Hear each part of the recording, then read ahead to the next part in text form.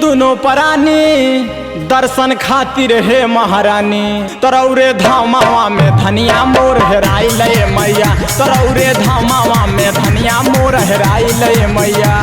हेराई ले मैया हो हेराई ले मैया, हेराई ले मैया हो हेराई ले मैया। तरौरे धामावा में धनिया मोर हेराई ले मैया, तरौरे धामावा में धनिया मोर हेराई ले मैया।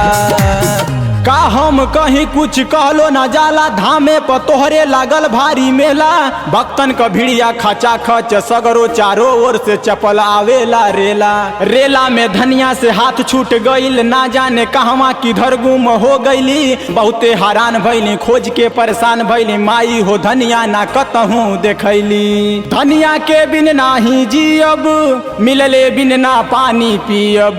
सुंदर सोना जस दुल्हनिया मोर हेराई ले मैया, सुंदर सोना जस दुल्हनिया मोर हेराई ले मैया। हेराई ले मैया हो हेराई ले मैया, हेराई ले मैया हो हेराई ले मैया। सुंदर सोना जस दुल्हनिया मोर हेराई ले मैया, सुंदर सोना जस दुल्हनिया मोर हेराई ले मैया।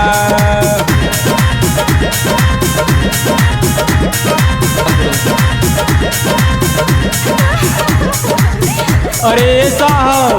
क्या है जी, बोलो। अरे हमार धनिया हेरा गईल बा। अच्छा अच्छा, तेरी धनिया हेरा गई है? हाँ साहब। अच्छा, अपना नाम बताओ। ए साहब उमेश कुमार। तुम्हारी धनिया का नाम क्या है? ए साहब फूलझड़ी।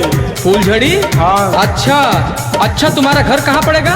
ए साहब दोहरी घाट के बगल में हरिपरा गांव, मऊ जिला के रहे वाला बानी। अच्छा, हरिपरा के तुम रहने वाले हो? जी जी जी।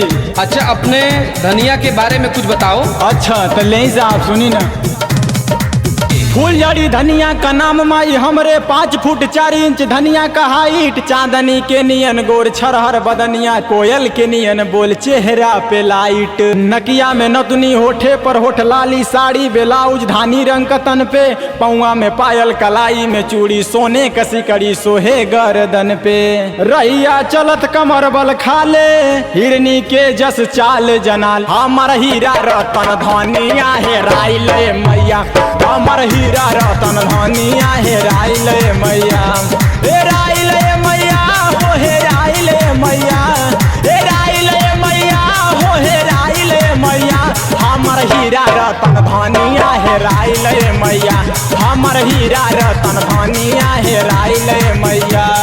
आप सभी भाइयों एवं बहनों से निवेदन है कि उमेश कुमार की धनिया का पता चलने पर गायक उमेश कुमार एवं उनके कवि वियोगी जी व Dinesh Shyam digital recording studio, control room, Azamgarh संपर्क करें, जिनका मोबाइल नंबर है 9506635753। माई हो सुन ले तू हमरो गोहार, धामे पर तोहरे करत बानी अर्जी। धनिया के हमरे तू हमसे मिला दा, हे आदि शक्ति करा तनी मर्जी। कही के वियोगी से पचरा लिखवाइब, कहब दिनेश जी से कैसेट करई है। माई का महिमा गुजीरा तो दिनवा, माई का भजन उमेश गायक गई हैं। अरे जी सुन ले हलू महारनिया, मिल गईली हमर धनिया। ए माई धन धन हऊ तू भवनिया मोर भेटाई ले मैया, धन धन हऊ तू भवनिया मोर भेटाई ले मैया।